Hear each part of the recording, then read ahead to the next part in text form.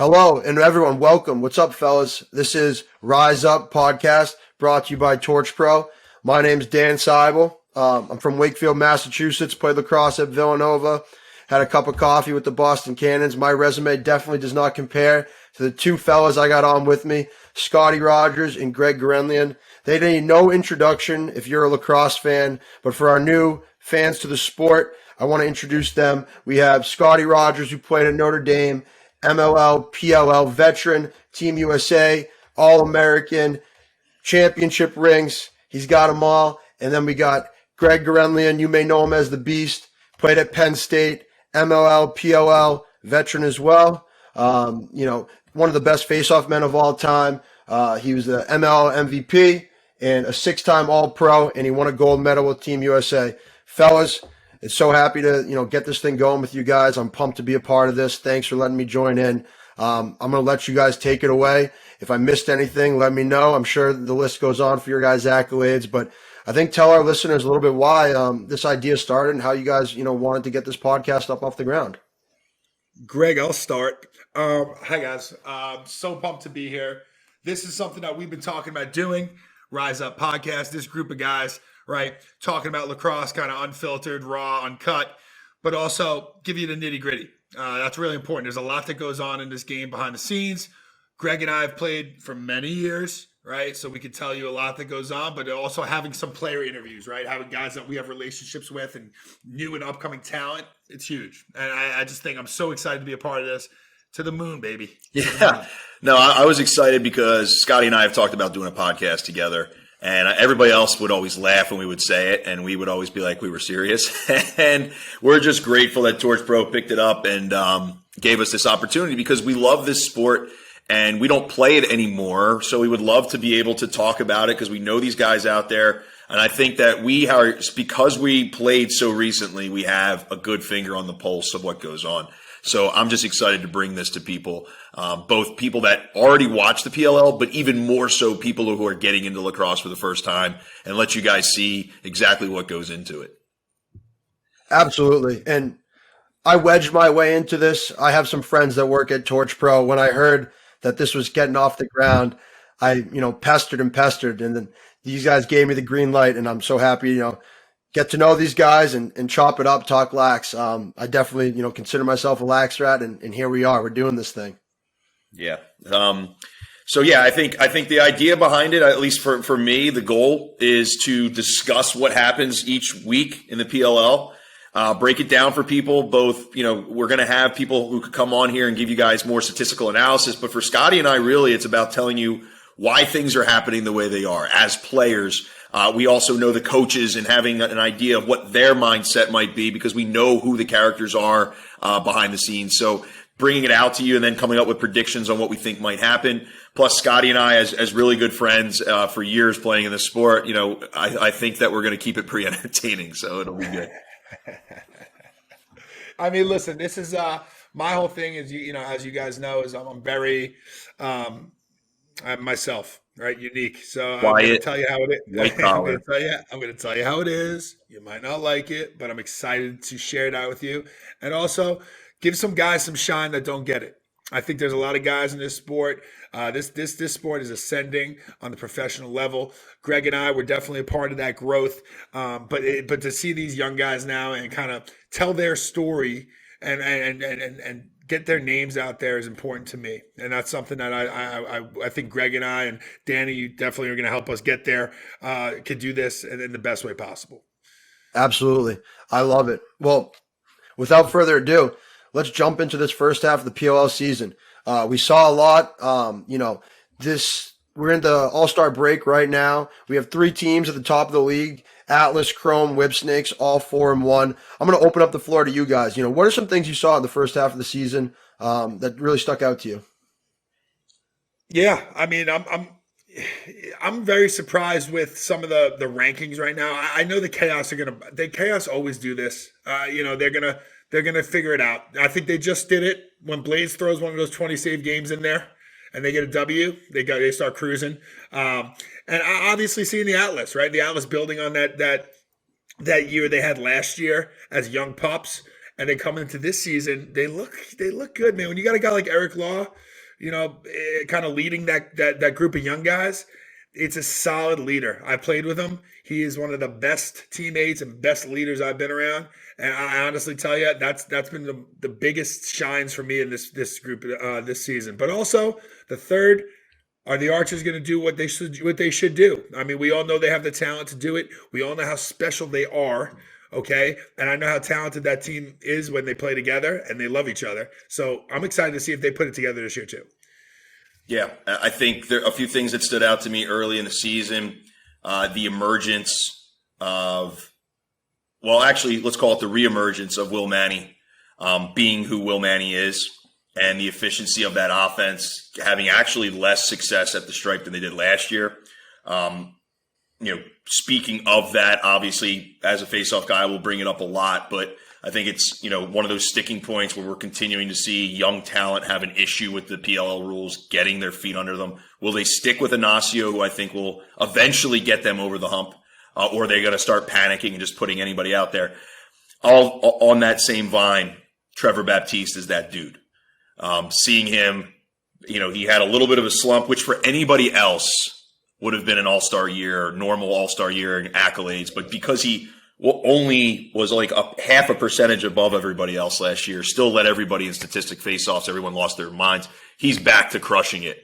I mean, I've never thought I would sit here and cheer for somebody to break my 2015 records, but here I am, and my boy's doing it. So that growth. Those are some things that are really sticking out. And then, like you said, the chaos.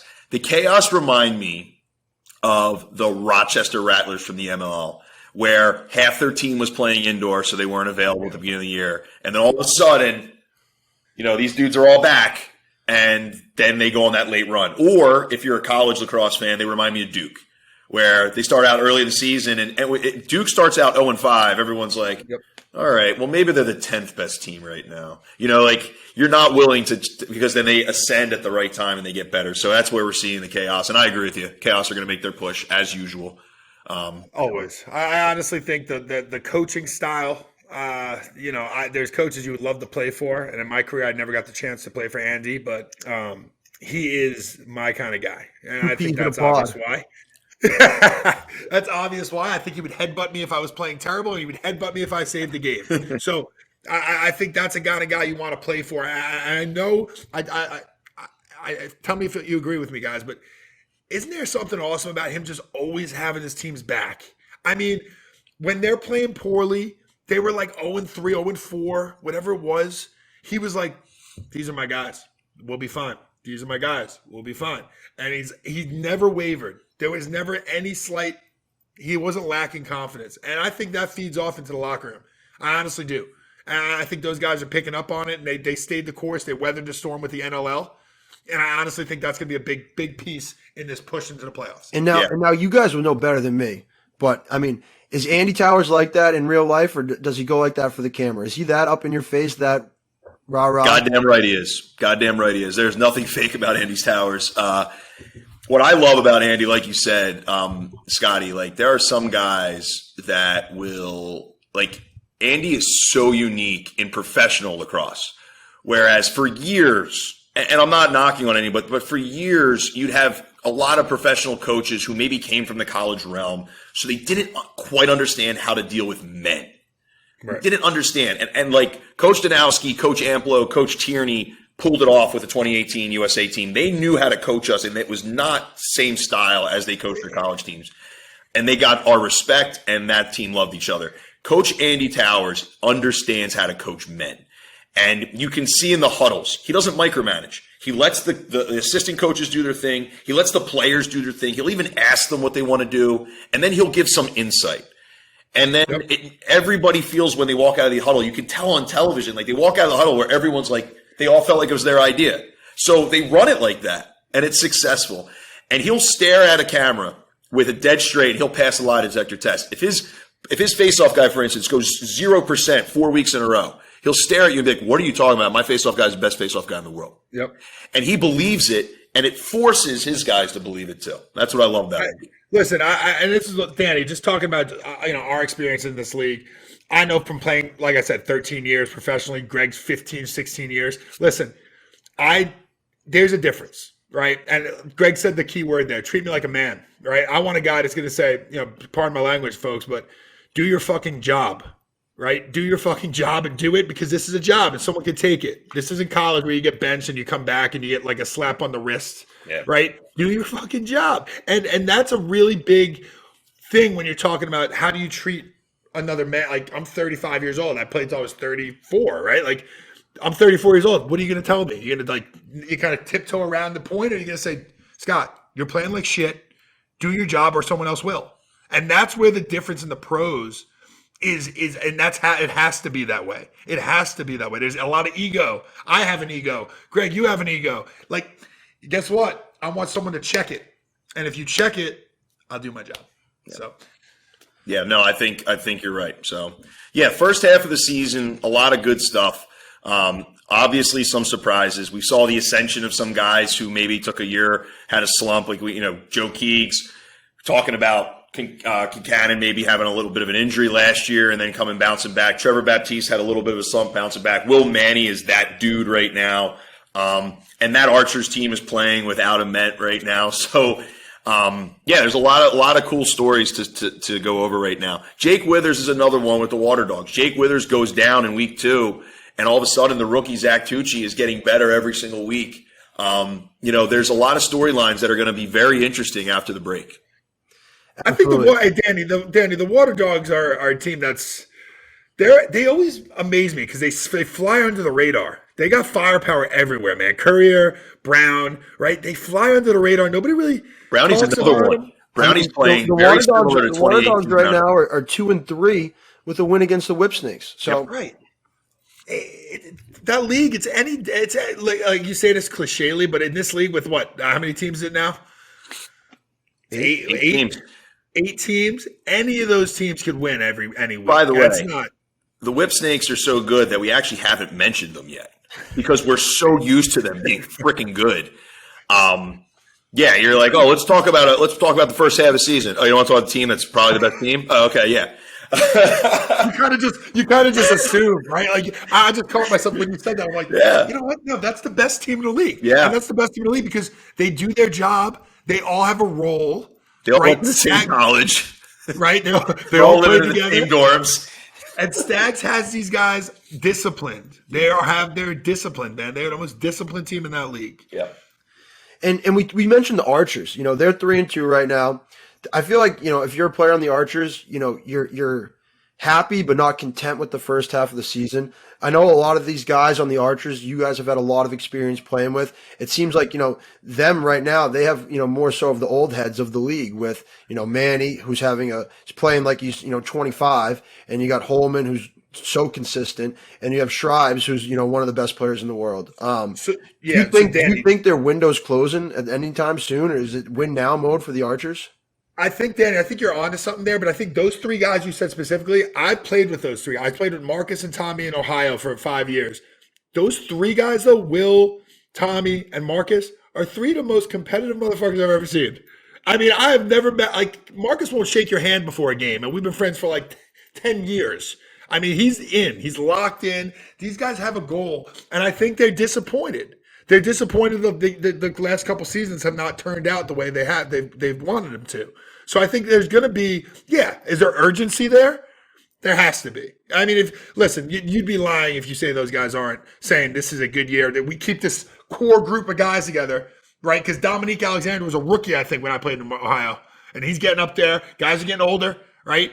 And those positions turn over, right? So this is one of those years, man. This is one of those years where you kind of make it or you break it. Greg, what do you think? I agree with you. I still think that it really depends on one. Amen. One of the best players in the world is still not healthy, coming back and playing full time with you. But also, that is a tough group to face off for. Okay, they openly on Twitter admit that they hate face-offs, and it's weird. It's weird to be a face-off guy around that environment. I love those guys, but You can look at the tweets. They hate faceoffs. So how do you sit in a locker room with guys who openly hate you and know that as a rookie, you're still trying to get used to these rules, and you're trying when everybody, on the sideline, everything's, Gittleman's in his net tweeting about how much he hates your guts when you lose a faceoff. I mean, I hope they give Ignacio time, because the kid is going to be Team Canada's faceoff guy for the foreseeable future. He's freaking awesome. He just has to continue to adapt to this nuts, crazy style of faceoff, the way it's officiated. I literally think that's the one piece. If they can get you 40 to 50% faceoffs with that offense, that defense is playing great too, by the way. If they are getting 40 to 50% of their faceoffs, this team can win the whole thing. And Gitz is going to stop that ball. I mean, Gitz is a great stopper, and he's dynamic, and they feed off of his emotion. But listen, I know what you're saying, dude, with the faceoffs. My thing with that is, this is kind of like in the pros, you draft a guy, I know they have to develop, settle in. It's like, what have you done for me, right? What have you done for me, and what can you do for me now? Because I can't risk going 1-8 because we can't figure this out right now. And I understand the frustration that as a faceoff guy, and as a goalie, it's the same, right? I mean, if we don't stop the ball out of the gate, they're not going to just hang with you. They'll hang with you 1 or 2 games, and then we got to make a change. We got to make a change because I need immediate results. So that's where this pro thing, and it gets different. Yeah. But I actually do. That kid's going to be great. I mean, he is. Yeah. Hey, and for the record, listeners, we are.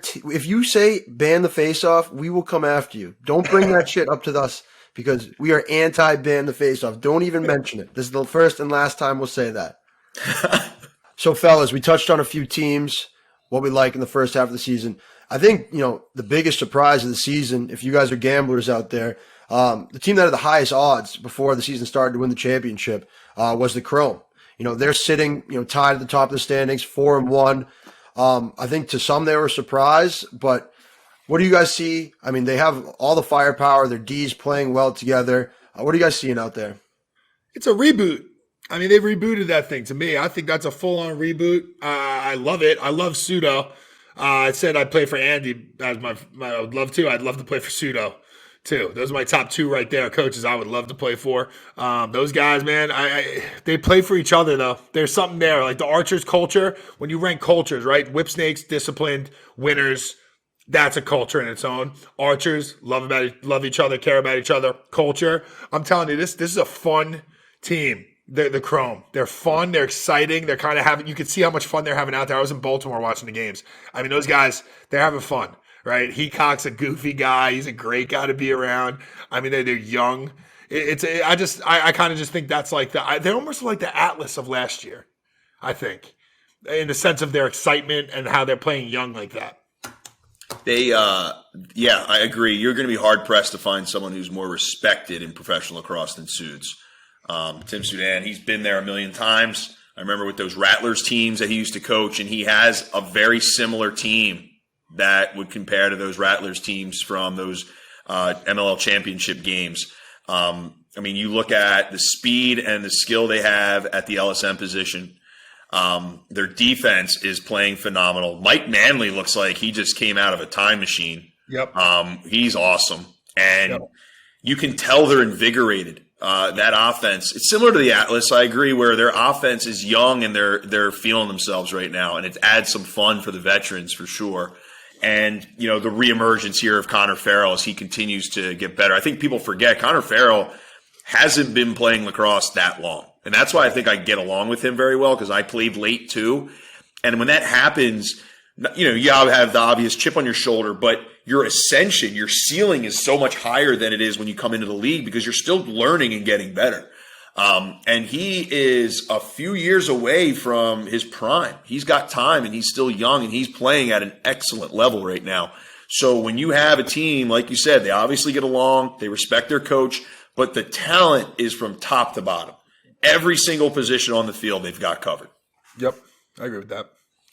And I think people forget, they are rolling out a starting attack line where a lot of pro teams haven't seen these guys play. They have, Dylan Malloy, Tewaaraton winner, really only played half a season last year. And now he looks, in better shape than he was in college. He's really hitting his stride. They have Logan Wisnauskas right off a Tewaaraton season.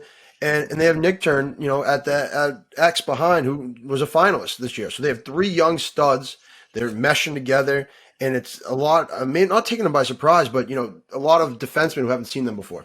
I think they found that they Jordan, obviously Jordan Wolf's one of the best players I've ever played against, but Nick Turn's got a little juice to him right now. He looks like a young Jordan Wolf, man. The way how dynamic he is, how he makes decisions, and he's ahead of his time. He's a little ahead of his time the way he's making decisions right now. Yeah. So, that having that poise back there is really important. But also, listen, you got Heacock. Heacock's built like a freaking NFL linebacker. I mean, you got him dodging out of the box, and he's in good shape. So, I mean, he's dodging with a head of steam. Listen, they're really hard to beat. They got D middies that are tough.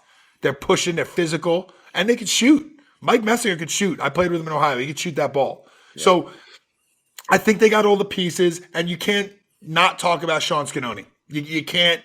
The kid waited his time, right? Johnny G was he's a legend. But guess what? Scannone's there, and he's been waiting to do it. Long Island kid, props to him. Strong Island baby. And the kid's going to crush it, man. He's going to crush it. I'm excited to see where he goes. I did a bunch of LSN games when Scannone played for UMass. He's been impressive for a long time. He's exactly who we thought he was going to be. Another guy who's exactly who we thought he was going to be is Terefenko.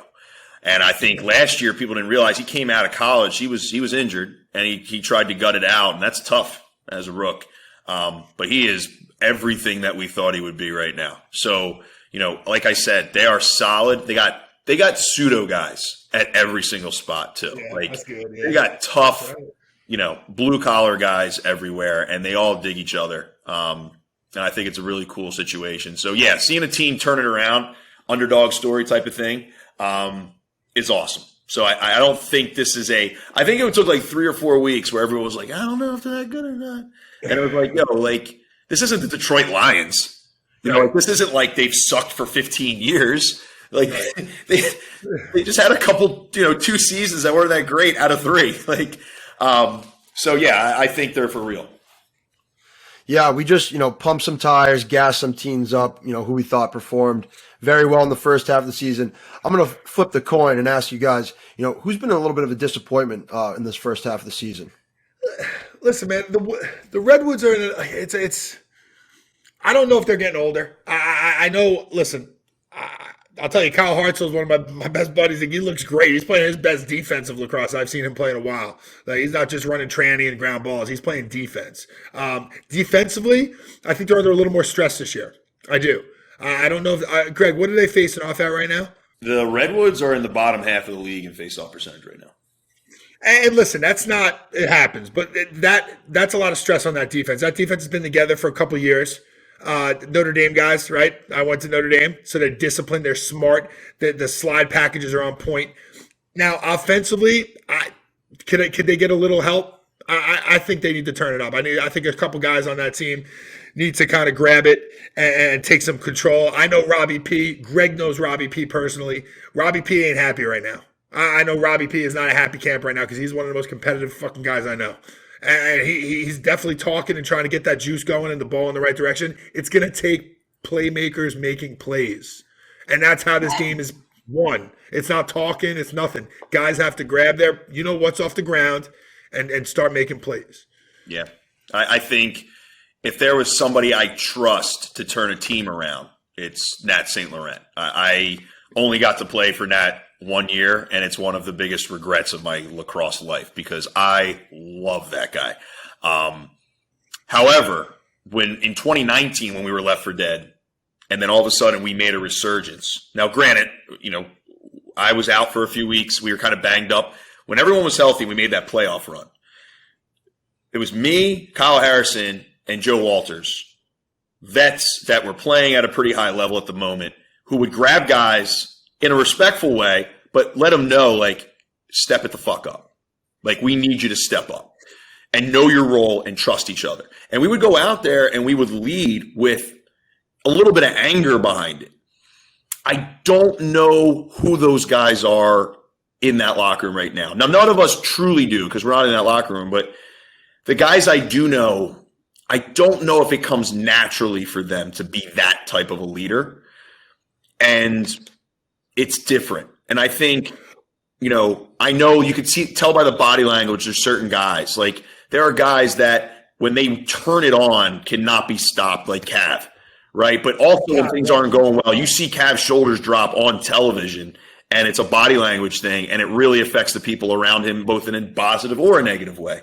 I don't know the ripple effect, and I don't know if there's somebody in that locker room who will grab somebody, because I know we had ownership in 2019. So I know there's guys in that locker room where, like, I know Glaze, if you tell Glaze, yo, you're doing this, I need you to do this, Glaze won't run and cry about it. Glaze will be like, yes, okay? And he can say the same thing back to you. Like, he's that kind of guy. Right. Yeah. Right. So I think they got to find those guys, and those guys have to do it. But Greg, I can't say, Danny, I'm sitting here thinking, like, that's got to be it's hard to come into a locker room as a vet. Okay. So Robbie P's pretty new. I still think he's pretty new on that team. Hartzell's pretty new. Those are two established USA guys those are leaders, man. I'm not gonna sit here and tell you they're not. No, of course they are. But they're going into a locker room that's a lot of guys went to school together. It's cliquey. Yeah. Notre Dame guys, right? That's their team, right? So how do you kind of make your voice be heard in that setting? And that's a great hard, question. Man. And Greg knows that, right? That's a great question. And I felt I gotta be honest with you, Scotty. Like, I was worried about that when we formed the Redwoods team in 2019. I looked at it, and everyone had the Atlas were, I don't know, Team USA or whatever the hell you tried to make yourself. The Whip Snakes were Maryland. And I was sitting there with Harry. I was like, what, are we the old guys in Notre Dame? Like, we were the old guys in Notre Dame. And I was sitting here going, man, and then you could tell right away all the Notre Dame guys knew each other. At first, I was a little worried. Then I got to know those guys. And I was like, look, I can tell you right now, like Landis, Glaze, Cav, Garnsey, yes, they know each other for a long time. But if they can tell immediately that you give a shit and that you will go out there and you'll kill yourself for them, you're in. They'll follow you, and they will do the same thing for you. And I have never meshed that quickly with a group of guys before, let alone Notre Dame guys of all people, because I grew up hating Notre Dame. Right. So, I think like they'll listen, but you gotta prove yourself. And I don't know who's going to do that. I don't know if there's I'm not sure what Miles says in that locker room. Perk is a guy that I feel like it doesn't come naturally for him to grab a guy by the face mask and be like, yo, do your job. So I think a lot of these guys are leaders by example, but I don't know if there's anybody like we saw. Do you remember that halftime Bernhardt? Okay. Oh, yeah. Jesse Bernhardt lost his mind at halftime for the Chrome. Oh yeah. And I remember Jake did the same thing in 2018 when we were playing Iroquois, and everyone stopped and said, yes, he's right. Jesse and Jake Bernhardt earned that right, and they could do that. I don't know who in that locker room could lose their minds like that, and instead of having like a reaction, it's more of a like, you're absolutely right. Well, we got to do that. I know, Danny, we got to kind of wrap it up. But going off of that, man, listen, like I've been a guy that's been very outspoken in my career as in a leadership role. I'm very loud. Right, and I'm a rah guy, pump you up, jab you in the chest kind of guy. Like, let's go, right? We're going to work, have fun. But there is guys that are quiet, right? And the quiet guys lead, right? Quiet guys lead in a different way. I've been in locker rooms where Kyle Harrison's not a rah guy. Kyle Harrison's gonna do his job. He's gonna say something very, very softly, right? And everyone will perk up. Where a guy like me, you probably have heard the message before. So I got to really try to portray this message to be more important than the last, which is hard if you're a rah-rah guy. So I think they're finding voices. I think Nat has always been a high-energy, rah-rah guy. And it's hard to respond sometimes when you don't know. That's all. And fellas, I'm going to, ask one more question on this point before we wrap up our, recap of the first half of the season. In terms of the Redwoods, and, we can even incorporate all the teams that, are down towards the bottom of the standings right now, trying to, turn the page for the second half of the season. In college, when you hit a skid in the season, you're with your guys every single day. You're practicing every single day. It's easier to kind of get that chemistry and switch that morale. Yeah. In pro lacrosse, you're with your guys only for, 36 to 48 hours. How can you guys as veterans who have experienced this before, how can you guys turn that switch to right the ship and get the season in the right direction? It's got to be game. My thing is, let's focus on one at a time. Let's hit singles, right? So one game, one win. We're not going to talk about the whole season. We're going to get one and then show up next week, get another, and then those kind of add up brick by brick. Sometimes when you overwhelm yourself in a slump, you're thinking about, oh shit, we're not going to make the playoffs. And you're going, oh shit, this is where we're out. And then that's when you lose the whole damn room. Like, I've been on teams where we think about, oh, we're out, statistically out. The teams that we were statistically out and still kind of won and went on a winning streak, and then shit happened and we went on a run. I went to a championship at Notre Dame that way. I went to a championship going 500 with no chance of making anything. We got picked last and we just rolled and one game at a time. So I think that's important as a mindset piece to go forward. Yeah. And I also think that as a leader, you have to decide, like, you can't just yell and rah-rah. There's a time for that can, and if it's natural, if it comes naturally to you, that's fine. But on kind of the same vein that you were talking about, from an energy standpoint, what my thing as a leader would always be like, as we're walking into a locker room, it's like, what do these guys need to hear right now? Like, they don't need me to yell at them, but like, what can I say that adds value? You can just scream like, we got to pick it up. No, like, that doesn't fucking work for a bunch of 30-year-old guys. Like, move the ball through X. And when you run off the field, beat your guy off. When we're on the face-offs, I'm going to do my job, and I need you to every single time. Can you do that for me? If you do that for me, I'm going to do this for you. Like, bring the guys in and individually say the things that they need to do. Right. And then you're not calling them out that way. You're giving direction. Okay, look, you guys, we just need a leader right now, and I'm going to lead it, and this is what I need you guys to do. Can you do that for me? That comes naturally to some people. Some people just say, just watch me. Like you said, Harry, we know Harry's going to do Harry. Mm-hmm. And then Harry will say something that's very important, and everyone will listen. Harry earned that. And I think you're right, Danny, like, you have to earn the right to be able to say that. And it all comes and goes. But I believe very deeply that the Redwoods will do better in the second half of this season. Agreed. I love it. Greg, you fired me up. I think we got to get you on a short list to be one of the next PLL coaches. I think you got it down. Don't threaten me, man. Bullshit. Get this guy on a short list. Well, that's our recap of the first half of the season. We got the All-Star break on deck. And then we're very excited to keep going with you guys, our audience, for the second half of the season. We're going to be breaking down games week by week, and we're pumped for this the rest of this PLL season. Now we're going to turn the page. We have two fantastic interviews. We have Asher Nolting, member of the Cannons Lacrosse Club, High Point graduate, and we got Joe Keegan, who is the in-house statistician for the Premier Lacrosse League. We're super excited about these guys. I hope you guys, as the audience, enjoy these two interviews. Asher, welcome to the pod. How we doing? How's it Asher, going? what's going on, bro? Oh, no, I'm doing great, enjoying the bye week, going into the All-Star break, so it's been good. Yeah, brother. Awesome. So we're going to kick this right off, Asher. Welcome to Rise Up.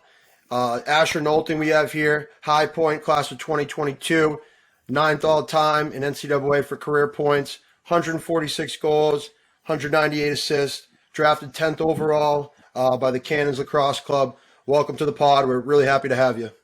Yeah, no, thanks for having me on, guys. Super excited to, get to talk to you guys today. Yeah, brother.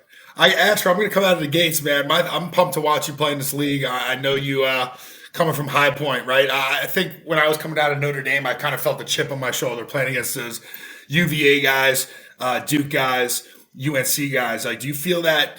Do you feel a little chip on your shoulder in that league, like to kind of like stick it to some guys, maybe that maybe at college you thought got a little shine? Oh yeah, I think for me at High Point, I think Torps did an unbelievable job of getting us that schedule where we could play the UVAs and the Dukes and all that, and so we always had a chip on our shoulder with playing those teams. So I think that hasn't really changed. So yeah, going in this league, just getting to compete against the best guys in the world, I think that's just been the biggest thing for me. So just always having that chip on the shoulder of, I wasn't as highly recruited as all these guys. So just keeping that there and, working as hard as I can and trying to produce in this league. Yeah, sure. You make a good point, man. The Torp doesn't shy away from strength of schedule, and I love that. Coming into the league, has this been what you expected? Like, what were your expectations being a professional lacrosse player, and what's it like now? Yeah, growing up here in Colorado, I was lucky enough to have the MLL organization of the Outlaws. So growing up, I got to see that a lot. I got to know a lot of those players, got to be around it, including Eli. So growing up in this area, him being a hometown guy, so I got to know him pretty well. And then, getting into this league, just talking to those guys, just the differences between those two leagues. Obviously, I'm sure, Greg, you can attest, and so can you, Scotty, is it's just a little different I don't want to say it's professionalism, but it is. They are truly trying to treat us like professional athletes in the aspect of, where we're staying, what we're eating after games, what we're doing, just all that stuff leading up. They are trying to make it as professional as possible, with as small as our sport is currently. And I think they're doing an unbelievable job. And I think, my expectations going in were I wouldn't say were low, but they were just, I was excited to keep playing competitive lacrosse. And then, this has definitely exceeded my expectations of how well it's run and, how professional it really does feel. What's the, like you said, Elaw is one of the best teammates I've ever played with. I played with him on the Atlas. I mean, he's one of the best pros on and off the field. Watching him, I could kind of see that demeanor in you, the way you kind of treat this thing. You're a humble guy. I wish I had some of those traits, Asher, but I don't. But what's that process been like for you, figuring out how to be a pro? Like, what are you doing during the week? Are you got like a trainer? What's your Monday through Friday now? Yeah, no. So I work for 3D. So 3-Step. You guys have heard the big company that's been buying all the big club lacrosse programs. So I work for them. So I'm one of the 3D Colorado directors underneath 3-Step. So that's my my weekly job. So just making sure practices are running smoothly, all that stuff, traveling to tournaments, coaching kids like that. So luckily my summer schedule, it's been a lot. It's been pretty hectic, traveling all the time, and then, playing weekends, coaching weekends, doing all that stuff. But I think the biggest difference for me is, when you're in college, I think you practice every day and you have something every day. And now when you're not, you don't have that anymore. So I have a game, I have practice. If we play Saturday, I have practice Friday, game Saturday, leave Sunday. And then I have that whole week off. And then these last couple, obviously this with the bye and then All-Star break, the last couple weeks off. So, just trying to keep the stick in my hand as much as possible, which my job basically does for me. So that's also huge. And, having a trainer, having all that stuff. I work out with Trev Baptiste and then Jack Hanna and all those guys. We all have the same trainer. So, that's just trying to stay in as good a shape as you can without practicing every day, pretty much. And staying and I think it's also tough, lacrosse shape, as we can all attest, is different than being in shape, like game shape. When you have to dodge maybe twice a possession, you're like, wow, maybe I'm not in very good shape. But then you think about it, you're like, well, I just don't do this very often. So that's a little different than if I go for a run every day. That's just not the same. This ain't it. Yeah. It ain't it. Well, speaking of that acclimation, Asher, like, obviously people who don't know at home, but the PLL field, 10 yards taken out of the middle of it, you have a 15-yard arc rather than the box. Tell us about the dimensions and how it's affected your game with that shot clock speed and, the smaller field itself. Yeah, so that's what I think training camp was huge for. I think I can say for all the rookies was huge, just because that shot clock is so fast. I don't think we were spoiled in college with the 80 seconds, and I always would think man, that was a fast possession. But then when we got to training camp, they'd have the clocks up. We'd get a possession basically, and we'd get the ball, and all our offensive guys would be on the field with 25 seconds left on the clock, and I was like, well, we get one dodge and a shot, and if it's not a goal, it's going the other way. So, in the aspect of that, the speed of the shot clock's definitely been the hardest thing. And then the dimensions of the field was kind of odd for me a little bit. You can see lines that you're normally used to playing on so last week we played at the Vikings, or 2 weeks ago or whatever. 2 weeks ago we played at the Vikings facility. And so normally in high school you have the line of it's in the middle of the end zone, and so they had that out there, but it was the start of the end zone now. And so it was I looked at it and I was like, oh, I got to make sure I don't just run out of bounds here thinking that I have some more space. But, just that extra whatever, I think, what is it, -5, -10, is it?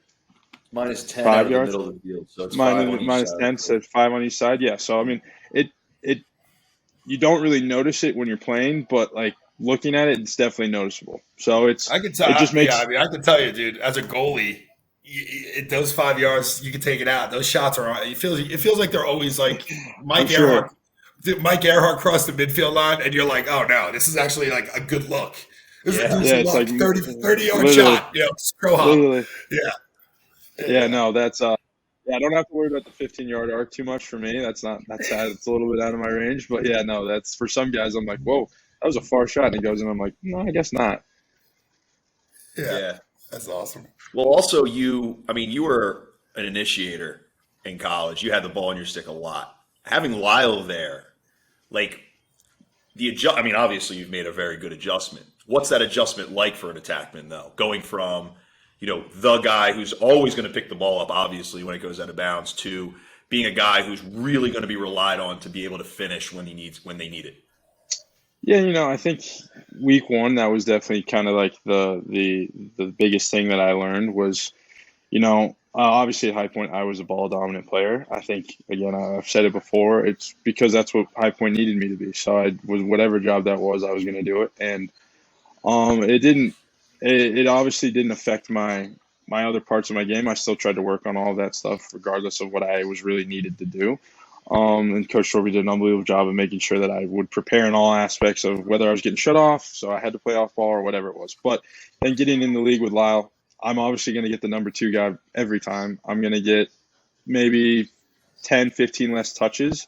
And so just trying to make the most of those touches is the biggest thing. And, unfortunately, he's been plagued with some injuries early on.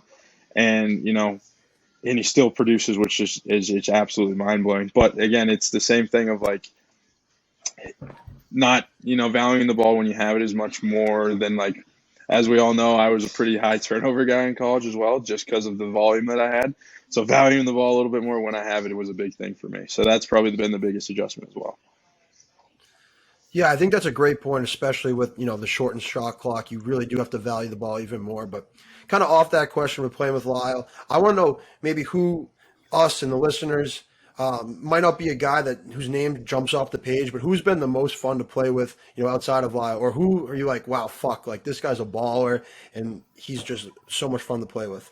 There's so many guys on my team that like I didn't like exactly. They weren't like, they're obviously not household names like for a lot of outside of lacrosse, but like if you're a lacrosse fan, like, the top probably 25 guys in the league and names come in and out. But, there's a ton of guys on my team that I absolutely love that like I probably didn't really hear of until probably 2 years ago until they kind of came into the league. But, I love Zach Goodrich. I think he's literally one of the best players in the world, and I will go to my grave with that just purely because of what he can do with a short stick as a defender. I mean, he's basically now Sem out there, so it gives you an advantage whatever team he's on. And, he has the opportunity to go two-way. We don't ask him to do that very much, but he can if he gets the opportunity to.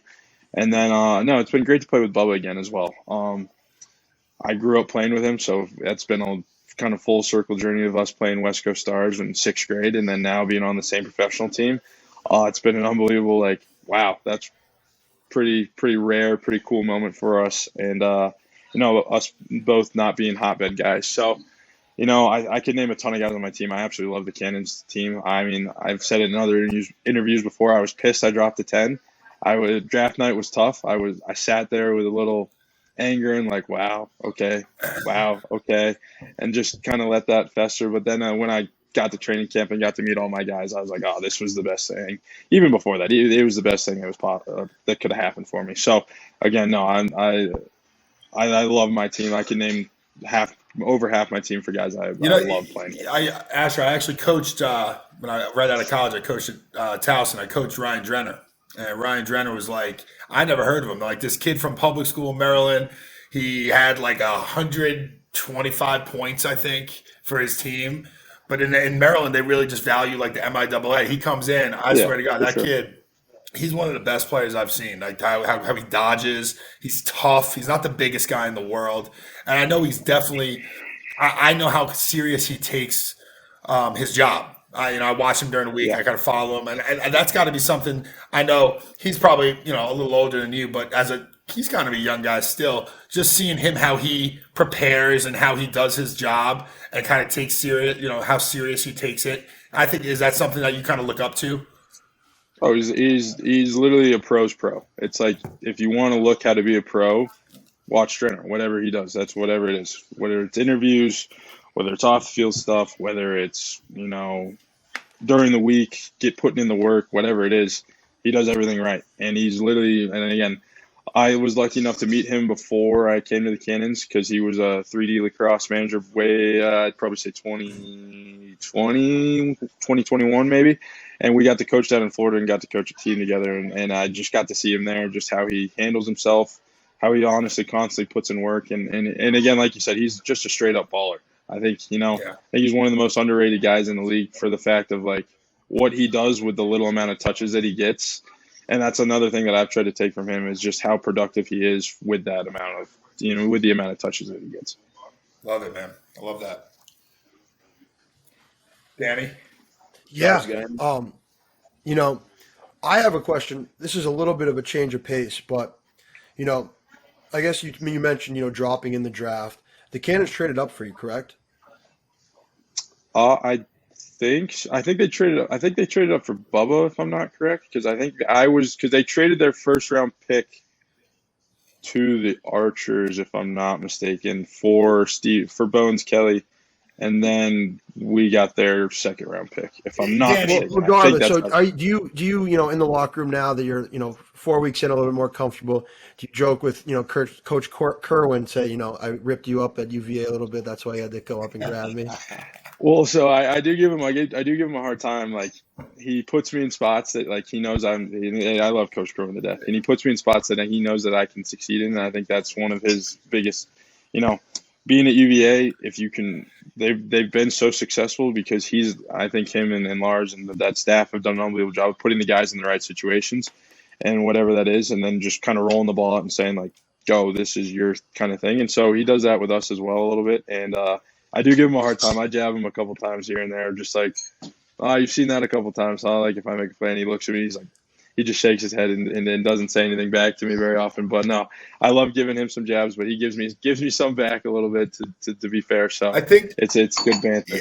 Going off that, Danny, and Asher, you might agree, but I think that the PLL is kind of taking a step in that draft process, right? I think back in the day, first couple of years there in the seasons, they were drafting the best player on the board, a lot of these teams. And, I can tell you right now, we drafted Ryan Conrad to the Atlas. And you know what? We had a bunch of Ryan Conrads. So there was really nowhere for Ryan Conrad to use his skill set. And I think now teams are starting to use the draft for needs, which is it's good and bad because, like I said, Asher, you're one of the top offensive players in the world. Yes, and if you get drafted 10, that's not ideal. But it's like, does that team need a short stick D midi? And that short stick D midi that you might have, you're a better lacrosse player than he jumps. It's just need based. Do you agree with that or no? Oh no, 1,000% I agree. And I think that's like for me for draft night too, for sure was, I think seeing those teams and their needs. Obviously, I'm not going to be a whip snake. There's no room for me anywhere on that team. They have Rambo, they have Zed, they have Carlson, they have 90 other options down low and up top. Brad Smith, all those, they're just stacked. Yeah. And, same thing with the Atlas. They had Elah, they had, and then they took Chris. And I've become better friends with Chris as being in the league together. And I think he was the best player in college lacrosse this year. And that's for me, I do have that chip on my shoulder. I always think I'm the best. Mm-hmm. And to play against him, I thought he was the best. He was the most consistent. I mean, he put up 401 points. He's the all-time leading scorer in NCAA lacrosse. It's kind of hard to argue that. Yeah. And so for me, just seeing those teams, for definite reasons, I definitely saw teams take people that I was like, okay, I get it. Mm-hmm. Okay, I get it. But then there was the occasional teams, I won't name names, that I was like, okay, I'll remember that one. Okay. And then it got to me in the Cannons. I was like, all right, perfect. That's all Listen, I wanted. I'm going to give you some vet advice here. I played for 13 years. Greg played for 15 years. I mean, what kept us around this long, brother, is that chip that you have, right? You're not naming names, but you keep that chip on your shoulder because, I remember every goalie. Drew Adams came in with me, And he was always a guy I circled, right? I circled it on the game chart. I circled it on the thing. I'm like, we're playing against each other, heads up. This is my time to maybe show those guys why we shouldn't have drafted him over him or whatever it is. But that's something I love about you, man. It's like an underdog mentality, but you kind of have that confidence in yourself. And that's the shit you need to have to be a very long-lasting pro. And I believe you're going to be a freaking awesome pro and for many years to come. Well, I appreciate guys, that. Thank and hey, we're coming up on time. We got one more question for Asher. Greg, it looks like you have something. You got something for him? That's just what my face looks like. But yeah, so I will say this, just like a fun one in your head, like because everybody kind of had the team that they liked PLL wise. Was there a team in your head that you were like I could see myself in that jersey before it was draft night? I think for me. Personally, I think just because of the guys on that team, I'd say the Redwoods for certain, just because I'd love to play with Troutner again, one of my really good friends at High Point, obviously, and then obviously before this year when I decided I'd probably say last year before I decided to come back for my 5th year, the Redwoods again, just because of K18. I mean, I grew up, that's my absolute idol. There's no one else that I would watch. I've probably watched more Kyle Harrison highlights than anything in the world. So again, I thought that would be super cool to maybe get the opportunity to play with him. And then when he retired, I was like, oh, but I'd still love to play with Timmy. I still would have loved to play with Timmy, but I get to play with the greatest player in the world in my opinion right now. Yeah. So again, I can't really be upset. And when it happened, I was like, it didn't really hit me for a second. I was like, oh shit, I get to play with Lyle now. And then it hit, and I was like, oh, that's the best thing could happen. Yeah. Awesome. Well, Asher, thanks so much for taking the time, jumping on in our inaugural podcast. We're so happy that, you were our first guest, and we're going to switch over. We got Keegs joining right now, but thanks, Asher. Really appreciate it. Yes, thank you, brother. A special guest joining us on the podcast on our first inaugural episode. We got Joe Keegan. His title is the Communications Manager at the Premier Lacrosse League. Yeah, appreciate you guys having me. Fired up for episode 1. Yeah, man. Keegs, man, I am fired up to have you on here. We were just talking before we started recording how good you look on camera, dude. Is that Jeez. Yeah, you think he looks good now? You should have seen him at our Wakefield Town Memorial Zach Frank 3x tournament last week. He had a through the legs goal. It was lights out. We need to clip that and get that on the PLL. He should have his ass on the side. Hey, he should be on the sideline rather than Kark. He's better looking than Kark, man. What are we doing here? Yo, he does look like he got a clean shape up from Kark, though. Yeah, he did, probably. Yeah. Yeah. Keegs, pumped to have you on here, man. When we were talking about first people on this show to interview, you were one of the very first names that came up. Just, Scotty and I are pumped to be doing this podcast, but we are not numbers guys like you, and no one does it better, especially at the pro level. So we're really glad to have your insight so we can kind of break down this first half of the PL season with you. You guys mind if I'm going to get right at Keegs, man. I got some great questions. I'm a goalie. I know goalie's very percentage-based. Hey, listen, what are you thinking this year during this season? Is there a significant drop-off after 2 years, like what you've seen in statistics, like second year into the third year kind of goalies? I don't call it a sophomore slump. I think there's a 3-year slump. On the third year, the goalies are kind of struggling because of the lack of probably shots and preparation. Do you think there's like a little bit of a drop in percentage in that second, third year?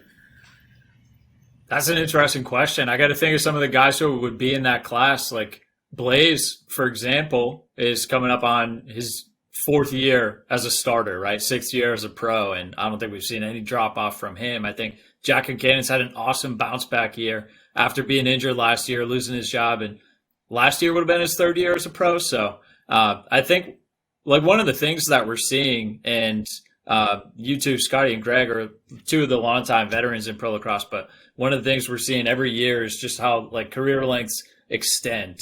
And I feel like it really started with like, there were a few pioneers, you two, Paul, Kyle Harrison, who, came in earlier in pro lacrosse and had long careers. But like that class of 2013, like once the NCAA added a volunteer assistant role, and those guys like started coaching more, having their sticks in their hands year round, like guys like Will Manny, Marcus Holman, just like started to show us what a pro lacrosse player can be, improving and adding to their game year over year.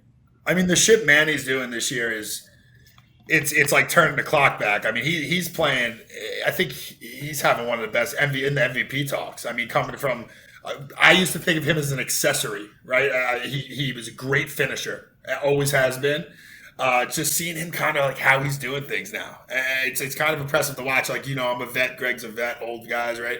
To watching other guys kind of just take off and ascend later in their career, it's pretty awesome.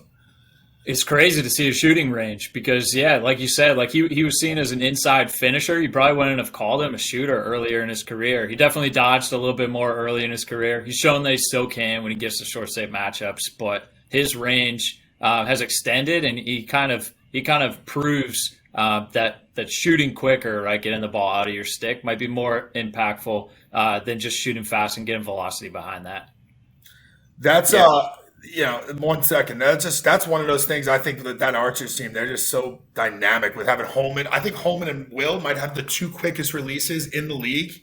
And the fact, as a goalie, watching them on man up, it was like it's a wrap. Like, I don't care if Tommy's picking you apart from up top and he's the feeder, and those guys can shoot from the wings right there and just catch and release with a man down. It's like you have to make a save or it's a goal, and it's like it's not going to be a turnover. It's not going to be a drop. Those guys catch it, just bang. And it's really hard it's one of the hardest things, and they have both of them, which is crazy. Yeah, from a stats standpoint, one of the things we look at for like a healthy offense is obviously how often you're getting to the middle of the hole, but how many of your shots are assisted, right? I don't think there's a goalie. There are certain things that certain goalies are better at than other goalies, but I don't think there's a goalie on the planet who's better against step-down shots than he is against unassisted shots, right? So the more of those you can create, whether it's from Schreiber or Ament, all the feeders that they have. We haven't even seen Ament, and the ball's been zipping around. So they've created plenty. Yeah, it's nuts. And you made a great point, too. I actually never thought about the grad assistant part. I remember experiencing in 2006 when I came into the MLL, most of the league was, finance guys, teachers, firemen, whatever, and they were playing lacrosse on weekends. By the time I retired, most of the league, most professional lacrosse players are year-round lacrosse. That can mean indoor-outdoor. It could mean doing, what I do for a living, which is running clinics. Excuse me. Or it could be, I never thought about the volunteer assistant coaching portion of it. But I experienced it when we started FOA in 2012 when I had my stick in my hand running clinics 3-4 days a week. All of a sudden, my stats were high. That's not an accident. So that's a really good point from that grad assistant spot. When you look at obviously we just talked about the Archers, but there's reemergence in other people as well in the league right now. Who are like 2 guys that pop out in your head that are not maybe having at the same level as Manny, but are having some bounce back years? First guy we got to talk about is Connor Farrell, right? Incredible bubble season. That was probably his best year as a pro. Obviously turned heads coming onto the scene as a D2 rookie in 2019, but 2020 he was really, really good out in that bubble. Slipped a little bit last year, and now the thing that he's improved that impressed me the most is turning his clamp wins into face-off wins. We're calling this exit rate is. You're calling. Here we go.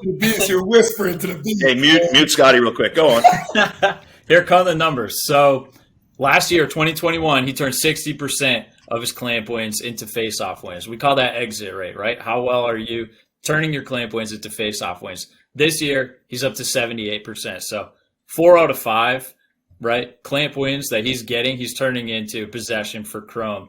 And that's one of the things that, Greg, you helped Jake Watts build out in 2020, just getting more numbers around the face-off position, not just, the face-offs that you're winning, but which ones are turning into possessions, what's happening off those possessions. And that's the thing that I think has been most impressive from Connor. So curious from your perspective, like, what have you seen him do differently that has helped him improve that number? Well, I think to be a successful professional face-off man, it comes down to your ability to adapt as you go on, because you are going to see the same guys 3 to 4 times a year. So your ability to adapt to them and the officials in the league, that is going to decide your longevity. And you're also your ability to add to your game. Because if you're the same guy every week, you're going to go and then fall off and no one's going to hear from you again. So I applaud Connor Farrell because he teaches face-offs. He does clinics for a living. When the rule change happened in college, I remember talking to him on the phone. He was like, if I'm going to teach kids to face off standing, who am I to face off on a knee? I better face off standing. So last year, he was one of the only guys, him and Jake Withers, only 2 guys in the league that faced off standing the whole year. And he said, I don't care if I'm going 10% that game. I'm standing. And I was like, dude, this guy's literally putting his career on the line to set a good example for the kids he coaches. Yo, that's respect. But on top of it, I think the officials, I'm going to credit Matty Palin a little bit here, Scotty. Hold on to your buns. Okay, but regardless of their insane cadence, they still do, which I hate.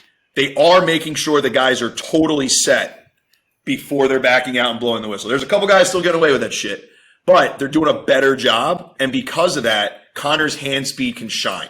You know, TK is another person. His hand speed can shine when you make everybody stop and then react, as opposed to just freaking out up there, having a seizure, and then going. So credit to the officials, too, on that. Keegs, I got talking, you know, now that Greg got to talk about face-offs, so I'm going to talk a little bit about goalies. We got the All-Star. Get it out of your systems. You got to get it out of your systems. Me. The All-Star game's coming. You know, that goalie community in that league, I'm still close with a lot of those guys. I was like the Uncle Scott to those guys. But watching that All-Star game picked, I'm great friends with Blaze. Blaze made 20 saves last game. Blaze is the best goalie in the world when he's on. As him named the starter and Jack is the reserve, it statistically, Jack's doing better this year. That team's 4-1. You think that's a little backwards on that as far as how that was chosen with the starters to reserves, or is that just based on reputation right now? Statistically, Jack's better in what, save percentage? Yeah, right. This year it showed like the top 3. Yeah. Jack's having a great season in save percentage, and I mean the thing that he's always incredible at is those shots from point blank range, 5 yards and in. He's like, he almost gets better. He's the best I've seen since Drew Adams in close. Yeah. I agree with that. I guess that's like the one number that he's better in. Blaze is so good in like so many areas that probably don't show up in the box score. So the one thing that Blaze does better than any goalie, we look at like how a fast break started. Did it start off a face-off, off a turnover, off a clean save, or a messy save? Generally, for any other goalie in the league, your fast break shooting percentage off of a clean save is much better than your fast break shooting percentage off a messy save. Blaze, it doesn't make a difference. He outlets messy saves like he outlets clean saves. It's insane. And you look at that game that they didn't come away with the win, but Blaze really gave them a shot by outletting to Costabile down in Charlotte when Costabile had that hat trick, and I think Camizio scored a goal. Your boy Danny. Oh, I know Costabile. Shout out Villanova. I know Costabile.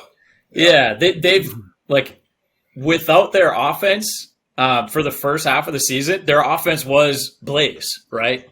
So the way that he rebounds and controls those, you know, often leg saves that he's making and outlets those to those poles that they have running, I think makes him so valuable, so unique. And like, even if he's probably seen more shots and it maybe isn't saving it like 60% where he's been at, he impacts the entire field just from in his crease, right?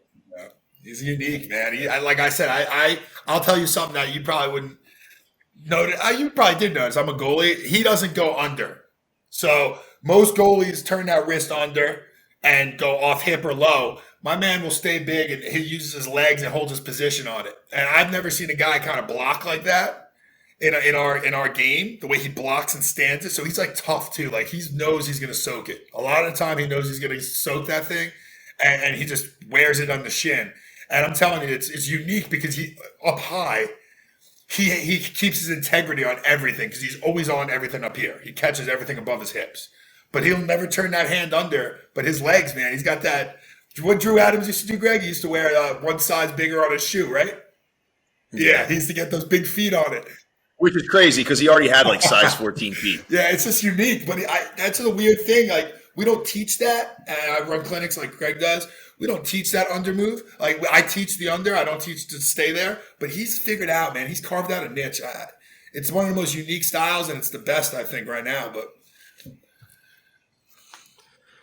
yeah, absolutely. Those are great points. And, you know, for the listeners, as you can tell, Joe Keegs is the resident statistician for the Premier Lacrosse League. Joe, switching gears a little bit, I want to know more about how you kind of got into this position, how you got into this role. I know out of college, you went to Boston College. You weren't doing this full time. You're doing it on the side. Now you've transitioned this to, your career. I'd love to learn more about that. Yeah, for sure. So at BC, my junior year, I interned for the Boston Cannons, kind of in like a PR role, just running the team Twitter account, like aggregating all the press that was being written about us. And just frankly, there wasn't a lot of coverage out there. And I wanted to chime in somehow, but I don't have the resume to the point where anybody really cares what I had to say. The full extent of my playing career was probably coaching summer camps with Danny back in the day in Wakefield. So to contribute to the conversation, I started tracking those stats that I was seeing Zach Lowe write about in the NBA or Robert Mays use in the NFL, and wanted to get the data behind the talking points so that I actually felt like what I was saying was credible. So went to LaxCon, sat in on like presentations, like Coach Huntley talking about lacrosse by the numbers, listened to like a lot of Jamie Monroe podcasts, picked his brain, and found out like what would be the most valuable stuff to track related to shots. So what we do with faceoffs is track all those variables, like who won the clamp, who actually got the ground ball, who was on the wings, is it like standing up or knee down, right? You can track all that different stuff. With shots, we track like where was the shot initiated from, who was the first assist, who was the second assist, where was the shot taken from, all this information. So then I started writing about that, and long way to say that, yeah, when I was tracking that stuff and writing about it, one of the people who was reading was Tyler Steinhardt, who reached out to me when he took the job at TLN way back, probably 2017, and wanted to launch like a website for the stats. So we started moneyballacrosse.com. Super fun. We had RJ doing the graphics for the Instagram handle back before he was on camera, and just created a good relationship with Tyler, RJ, Jordan Shaparsky, and Tyler was obviously one of the first PLL employees, and always found a way to keep me involved until I became full-time just over a year and a half ago. Tyler Steinhardt is, I don't think he ever meant to be one of the godfathers of the PLL. And he's actually one of the most influential people in the sport, I would argue, within the last decade. Yeah, he's a good one, man.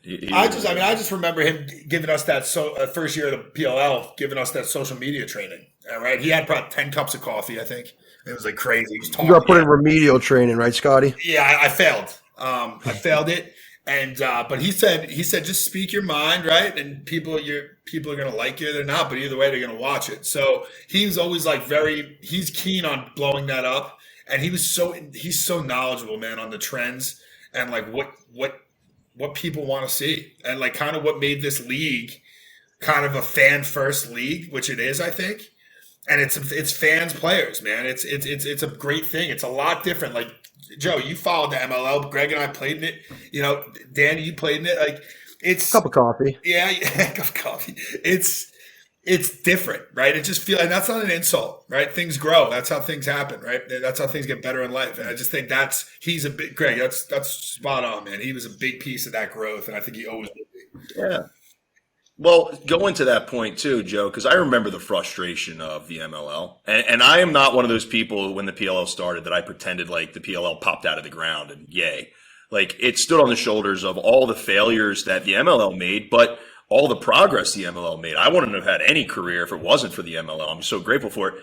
But it was super frustrating sometimes because it just felt like you said, you have these ideas and there's just nobody really listening. Because sometimes it felt like the lights were on, but no one was home in general in that league. There's no one to talk to or complain to when there's something that could be fixed. Talk about the family atmosphere that you guys have with the PLL, with that office, with the way that you guys are working together to try to make these. Because we just had Asher Nolting on, and he was talking about how he feels like a pro. Like, tell me about how that is one of the most important things in the league right now. Yeah. First, Mike and Paul have created incredible culture. I think that like one of the big differences is for a long period of time, MLL was sitting at 8 teams or 9 teams when Atlanta was added. And that made 9 different team offices and the league office. And right now we just have the league office. So maybe in a lot of ways it feels bigger. From a scheduling standpoint, all the games are being played. Like when the PLL game is on, it's the only PLL game that's being played. So, that's not dividing the media team up in eighths, slicing it like a pizza. Like everybody is all in on every game, which is so cool to see. There's just an incredibly supportive team that's working on, again, all 8 of the clubs, all 4 of the games on all those weekends, every single tour stop. So from like a synergy standpoint, it just feels really good to go to work with that group every day. Going off that, I just feel like you guys, nobody gives you guys enough credit, and that's coming from me. I know I'm usually an asshole, but you guys do a lot of things that I'm watching. The camera guys sprint USB drives down the sideline like Sammy used to do. Sammy used to sprinting down the sideline to get this thing right up, and like that all in. I feel like when you guys are like done, is there a little bit of like exhaustion after a weekend? Because I feel like in a weekend of lacrosse, it's like a big circus, and then it ends. It's like a rush, and then you got to do it again. So, like, how do you feel on like a Monday? You know what I mean? The team. Like, how do you feel right now? The team on site is probably pretty tired, especially the group that's flying from California and all over, traveling in and out. I'm usually watching from home. Sundays, Mondays when I get to rewatch, like that's one of my favorite parts of the week. So I'm pretty energized around then. That's when we usually dive into the stats. I start writing the newsletter, have a little fun. It's I don't know. Everybody does empty the tank every week.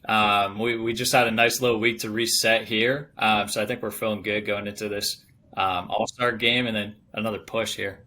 And fellas, hey, we're coming up on time. We want to thank Joe so much, but if we have any last thoughts, let's hit him with it, and then we'll let him go so he can break down some more stats.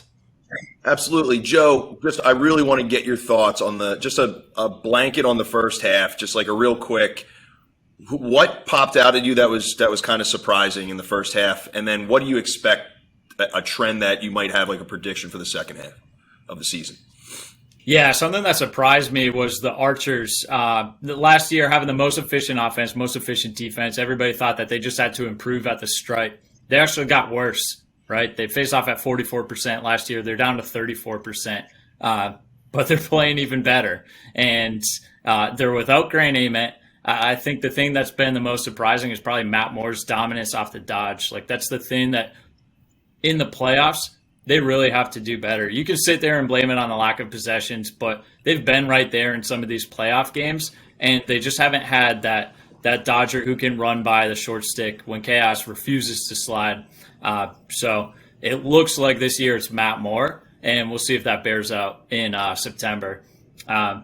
One thing I like a second half push from the Water Dogs. I really like what we've seen from Michael Sowers down on attack.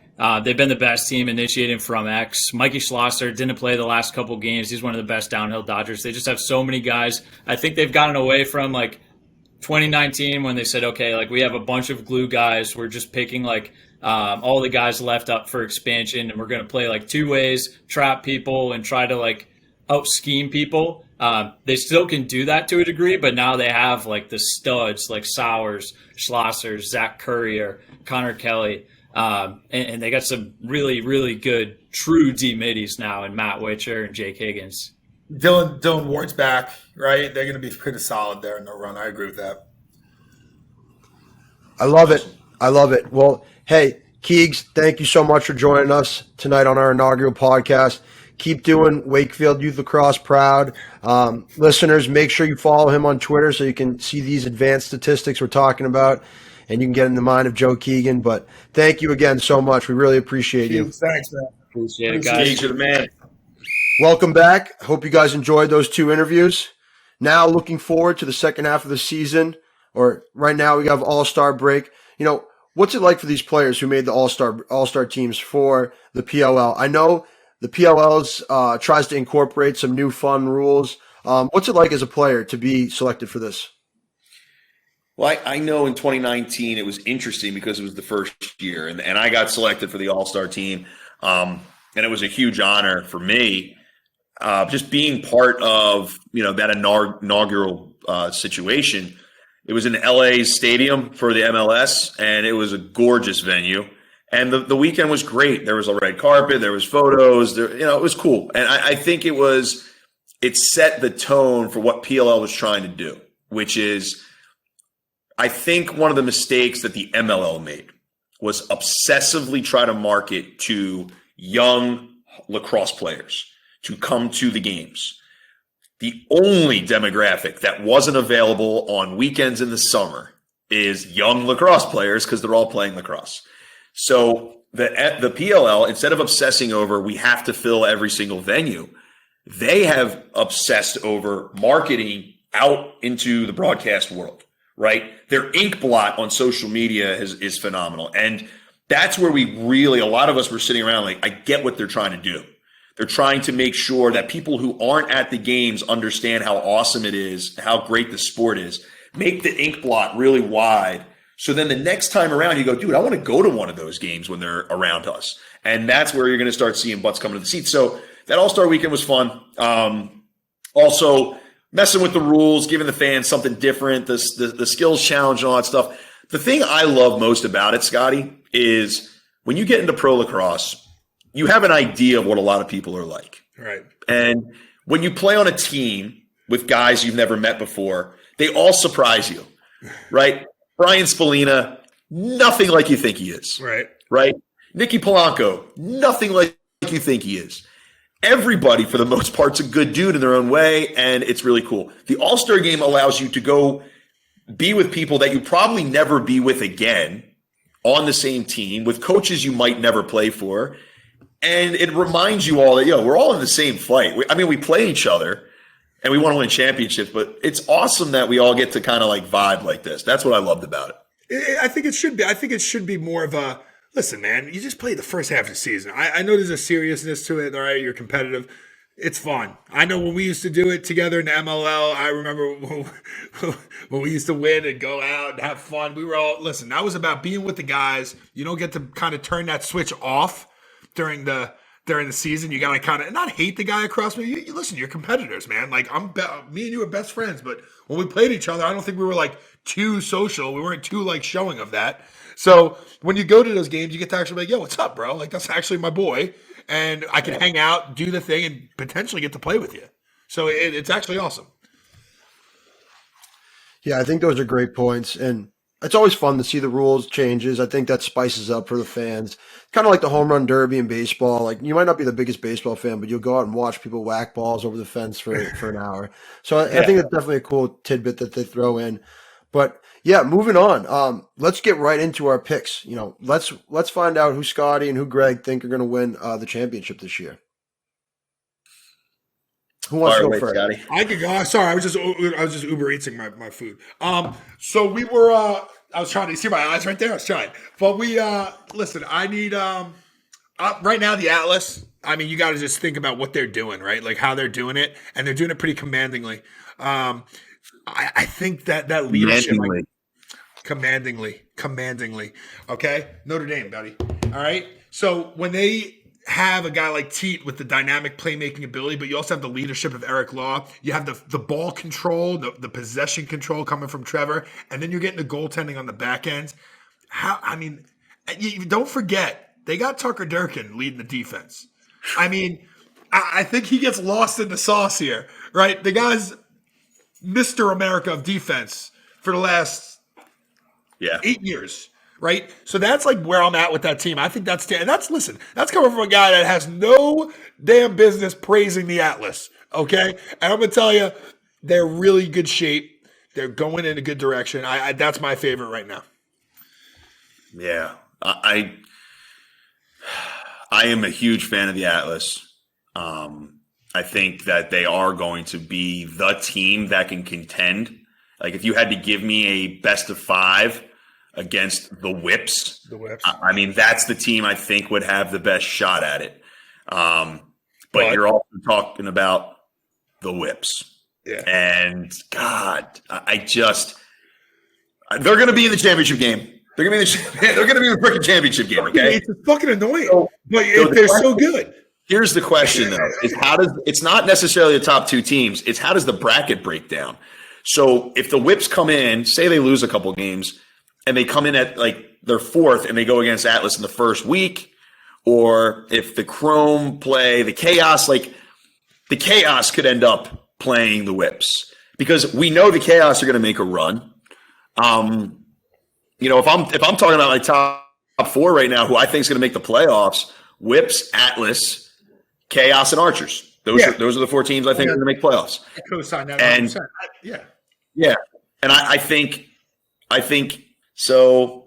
Long story short, until proven otherwise, I think no. I just changed my mind. You just changed your mind in the middle of that whole take? Yeah, the whole take. Are you shitting me? Dude, what about the Chrome? All right. Chrome! No, he didn't ask that, though. He asked you to give you one right now. Go. Who will win the championship this year? Okay. I'm gonna go with the Whipsnakes because they're the best. Yeah. I am going to go different than both of you. Go ahead, Daddy. I am taking the Chrome. My money's on the Chrome. I want to win a lot of money from the Chrome. But not only that, I love this team. They're like the island of the misfit toys. They got Scanoni in net, who's saving everything. They have Farrell taking face-offs. They got Dylan Malloy, who said, hey, everyone remember me. I can score 1 million goals. And their attack is so fun to watch. But yeah, this team, they look like they're having so much fun. They're surprising everyone. They got such a great mesh of a group of core guys with the new guys sprinkled in. I love this team, and I'm rooting for them the whole way. That's going to change. His take's going to change in 2 weeks. Don't. My take's going to change? There's no way, bro. There's no way. I'll show you my bet slip. You keep it. Yo, Sibes is going with the Chrome, dude, because they were the ride with them. Most money at the beginning of the season if you went on that bet. Yeah.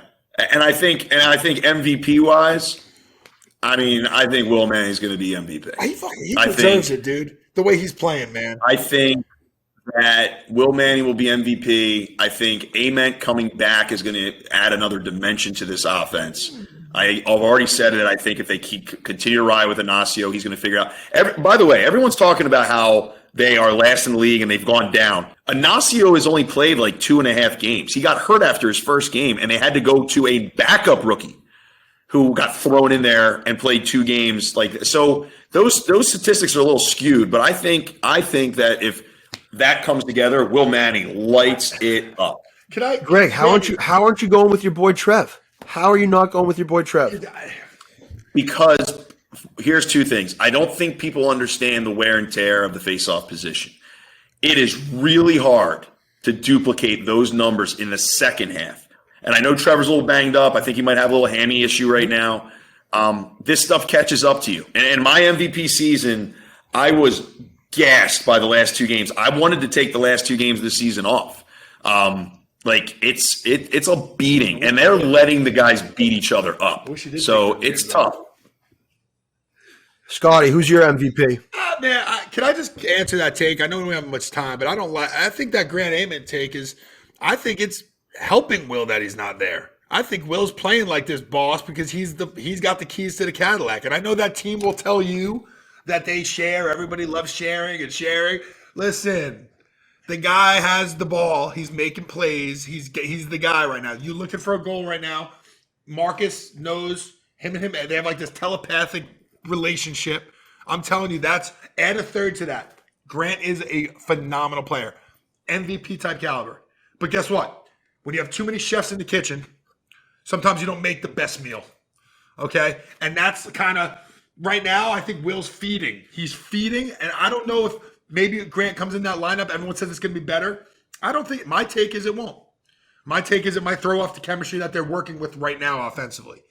But I would say my MVP, dude, Teets, watching Teat play is something different. Watching how creative he is and what he does, and the kind of he seems like he's been in the league for 7 years. He's only 2 years in. I mean, that guy looks like a vet. Question though, Scotty, because you made a good point about Amen coming back, and that's a valid point. The question about Teat is on an attack line that's scoring that many goals with a Costabile who's scoring a ton of goals.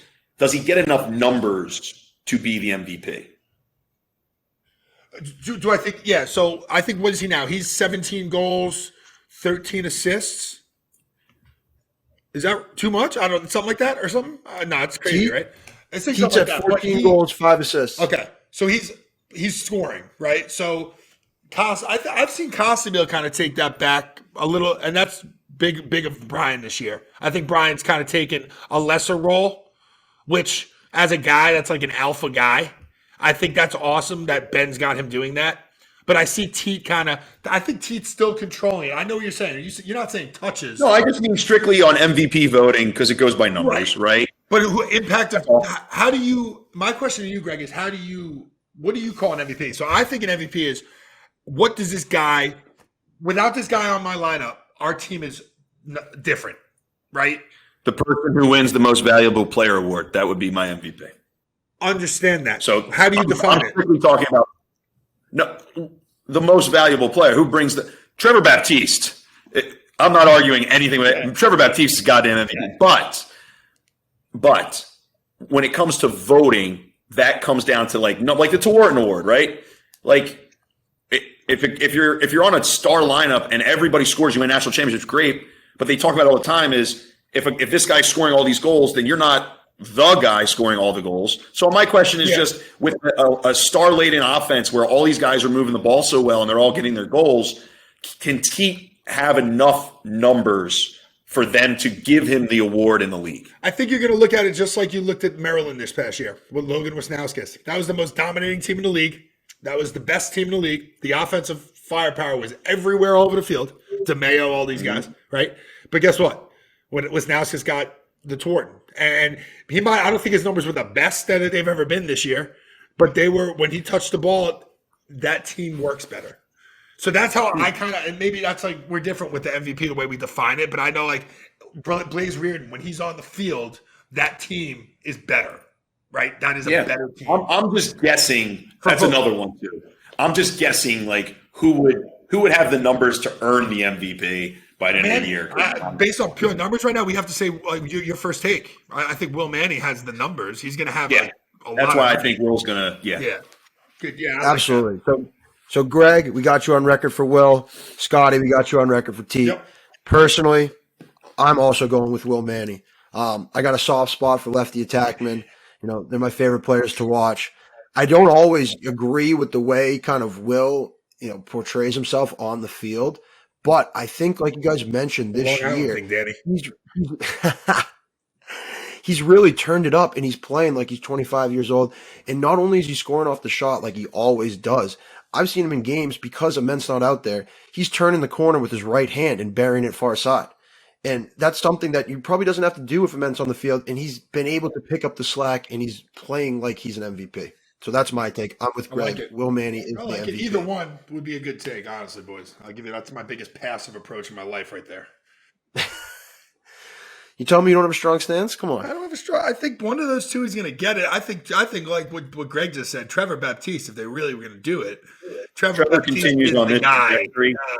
I mean, he's killing the game right now. He's just killing the game. But it's going to go to an offensive player, so it's going to go there.